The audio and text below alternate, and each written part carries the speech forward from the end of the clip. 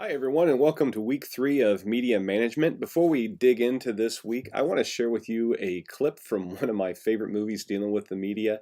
It's a movie called Morning Glory. It stars Rachel McAdams, Harrison Ford, and this is a scene where Becky Fuller, who's Rachel McAdams' character, she holds her first morning meeting with her new morning show. She's become the new producer of a morning show, and they're having their first content meeting and how she handles that situation. So I wanted to share that with you. I think it's hilarious for one thing, but it also deals with a lot of things talking about leadership and motivation. And so enjoy. Hi everyone. Hi, I'm Becky. Hi, good morning. Oh, God, look who's here. I mean, not here. McVee, so shocking, huh? Yeah, well, Mr. McVee doesn't always come to these things. Oh, could you tell Paul that we need him, please? Thanks. Okay, so let's just dive in, shall we? Who wants to start? Tomorrow, Rocco DeSpirito wants to make lasagna. I told him we did that last week with the Barefoot Contessa, but he's insisting. What do I do? For this segment on miniskirts, do you want all size models? For next week, I want to do a piece on juice cleanses. All the celebs are doing them, and they have amazing powers of rejuvenization. My idea is that I get a juice cleanse, and then we can, measure my toxins. and For really the Carlo see how- interview, I'm sorry, Lisa. Do you want the living room set or the stools? BC says we can't have Eva Longoria until 2 weeks after she does GMA. What do we do? On psychic animals, would you prefer a parakeet or an iguana? I'd like to do a piece on weather vanes. They're fascinating. Did you know the word fane comes from the Old English faina, which means flag or weathercock? Friday for cooking with squash, inside or on the plaza. Okay, they're offering us the third lead in the new Patrick Dempsey movie. Do you want Great it? story out of Tampa about a retirement account scam. But we gotta move quick. Should we send a team or use local talent? Control room's on the fritz, 10 grand to fix it. For that piece on baby food, do we want an actual baby? And if so, white, black, Hispanic, Asian, blonde hair, brown hair, teeth, or no teeth? I have a black baby. Also, I think it's a good Eyes, should we send it? I'm sorry, I couldn't hear what you're saying. Hi. Does someone want to tell me why I had to log off banginggrannies.com for this?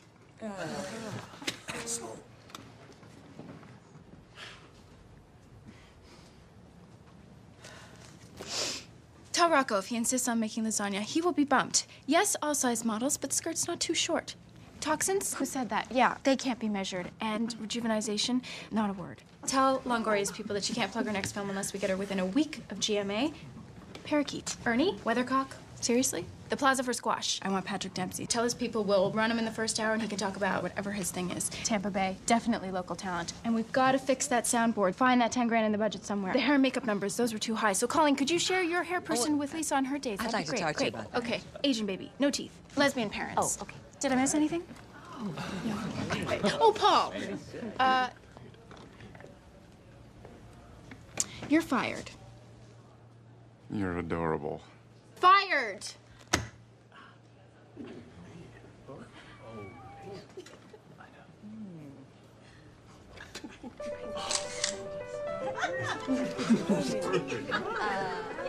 I'm sorry, that was unprofessional.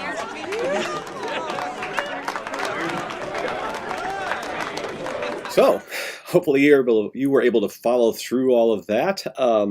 Becky was dealing with one of the biggest, or some of the biggest challenges that we're going to face in the media. A lot of moving parts, all those ideas, all those different stories being thrown at her at one time. Technology issues, because you think about the soundboard breaking down, and without a soundboard, you don't have a studio. So how do you manage that? How do you find the money in the budget for the technology matters when you're really trying to get content out there? And then, egos.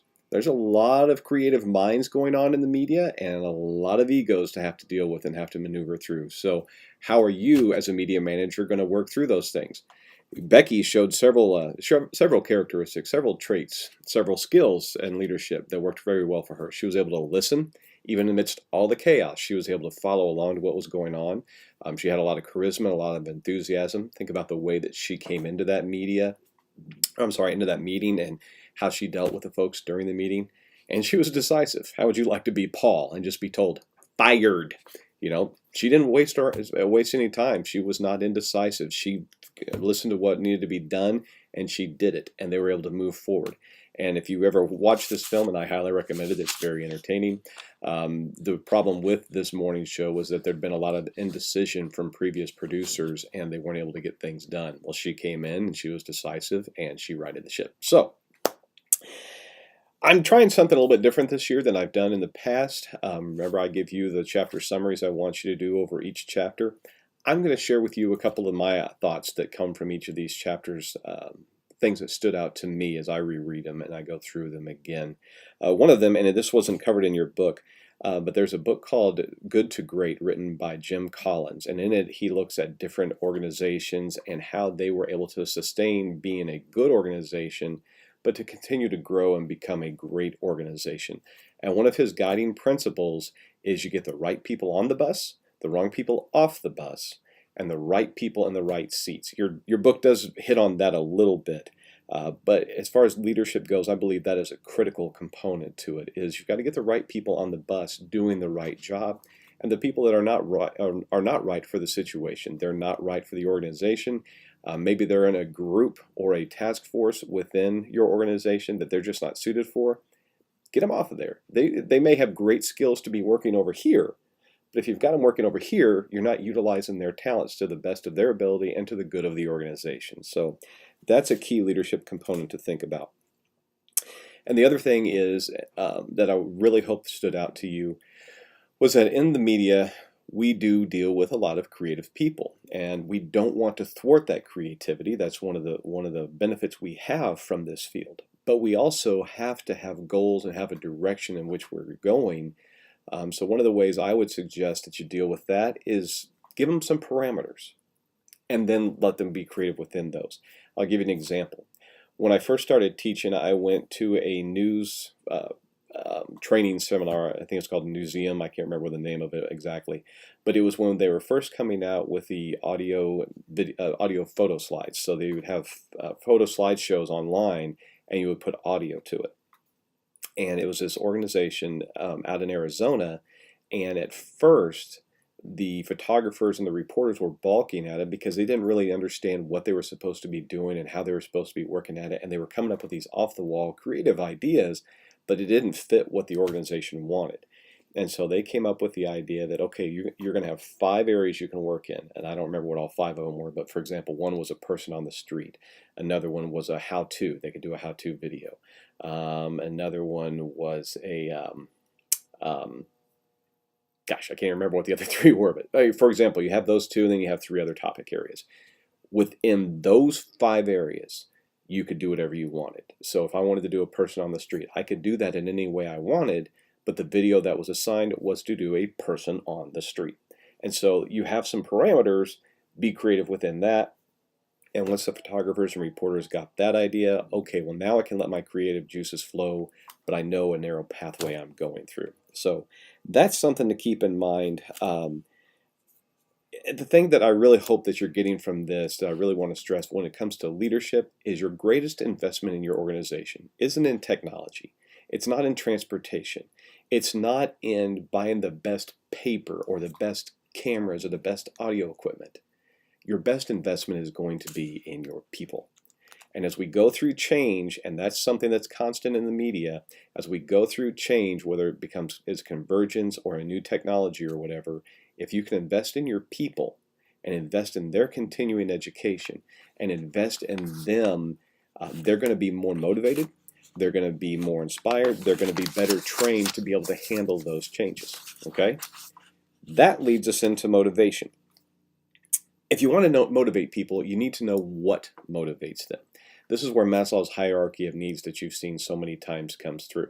So many people, they need that basic level of their needs met. And if that's the case and they're content there and that's all they need, that's all you're going to have to do to motivate them. And trying to push them to upper levels is going to be a challenge because they've already had their needs met and they don't need anything else. They don't want anything else. So motivating them to do more may be a challenge. But you need to determine, okay, well, is what they're doing good? You know, is it good enough? Is it getting the base function of this organization taken care of? Then that's okay.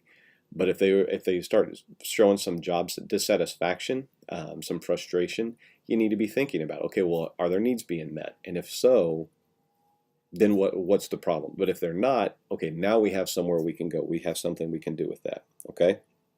Again, one of the first things you need to do to motivate people, get them in the right seat. Nobody's going to be motivated by doing a job they're not suited for. They're going to get frustrated. They're not going to function well. They're going to get discouraged. That's going to lead to poor job performance because they're poorly motivated, and ultimately that could lead to termination. Well, we don't want that. We want to retain our people. That means get them in the right seats. Okay. One of the other things that I've noticed that I was reading through your chapter that really sticks with me is goal setting. That's a great way to put some numbers to quantify some things, to give your people something to shoot for, something to strive for. And that with being able to strive for those things, whether that's a pay raise or a promotion or an award or whatever it was, if you set those goals and work with them to achieve those goals, that can be a great way to lead through servant leadership. That can also be a great way to motivate your people. Okay? All right, so those are just the things that jumped out at me that I want to share with you when it comes to leadership and motivation. Your assignment for this week is to do the case studies, one for Chapter 1 and one for Chapter 2. Your case study for Chapter 1, I want you to do case 1.2, which is watching a movie or a TV show and talking about leadership and talking about how they handle how they handle leadership, where they're strong, where they're weak, what worked and what didn't. All right, can't be a sitcom. I mean, I'd love to be able to tell you to watch The Office, but let's face it, Michael Scott breaks all the rules of leadership. All right. Chapter 2, I want you to do 2.1, which is dealing with an employee who's suffering from a lack of motivation, and answer those questions, read through the case study, and then answer the questions at the bottom of it, or, not both of them, chapter 2.1 or 2.3. 2.3 deals with managing through change. You got an organization that's converging, and how are we going to manage it through the change? So, case 1.2 from chapter 1, and either case 2.1 or 2.3 from chapter 2. All right, leadership and motivation, continuing in week 3. Have questions, have concerns, thoughts, comments, shoot me an email, give me a call, or stop on by. Have a great week.